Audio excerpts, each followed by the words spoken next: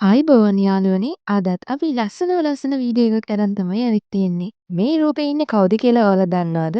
මං නම් හිතන්නේ මෙයා ගැන දන්නේ නැති කෙනෙක් ඉන්නවා කියලා.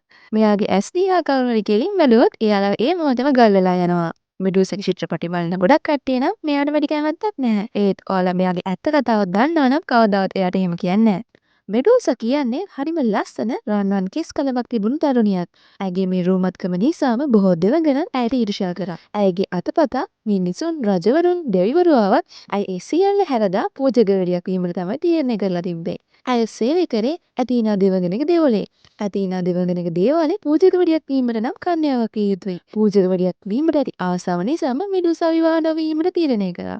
මෙඩූසාගේ මේ පැමිණීමත් සමගම දෙවොලට වැඩියෙන් මිනිසුන් දෙවිවරුන් එන්න පටන් ගත්තා. මේ හේතුව නිසා ඇතීනා මෙඩූසා සමග වැඩි හිත හොඳකින් නම් නෙවෙයි තිබ්බේ. නමුත් ඇතීනා මේ බව කෙළි කළේ නම් නැහැ. ඇය මෙඩූසාගේ වැරද්දක් හොය කල් ගත කරා. මුහුදට අධිපති පොඩ්සන් මෙඩූසාට ආලය කිරීමට පටන් ගත්තා. ඔහු මෙඩූසාගේ කැමැත්ත ඇහුවත් ඇය ඊට අකමැති වුණා. තමන් කන්‍යාවක් බවත් පූජකවරියක් වීමට සිටින බවත් ඇය පැවසුවා. නමුත් පොඩ්සන් සිය අරමුණ ඉටු කර ගැනීමේ ආශාවකින් මෙඩූසා පසුපස නිතර හඹා ආවා. මෙඩූසා එයට විරුද්ධව අකමැත්ත පළ කරත් ඔහුගෙන් නම් ඇයට ගැලවීමක් හම්බුනේ නැහැ. දිනක් ඔහු මෙඩූසාගේ පසුපසින් දෙවොලටම පැමිණියා. නමුත් මෙඩූසට ඔහුගෙන් බේරීමට නොහැකි වුණා.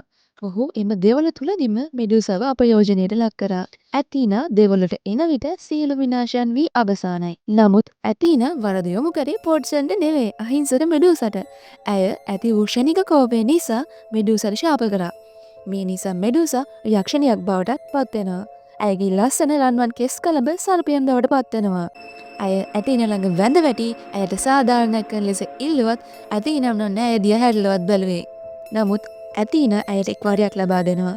ඒ තමයි ඇයගේ ඇස් දිහා බලන ඕනම කෙනෙක් ගල් බවට පත්වන්න. අවසානයේ බොහොම බලවත් චරිතයක් බවට මේ මෙඩූසා පත් වෙනවා. ඉතින් තාත් ග්‍රීක කතා ගොඩක් මං අරන් එන්නම් අදට සමුගන්නවා. ඔයාලා හැමෝම පරිස්සමින් ඉන්න.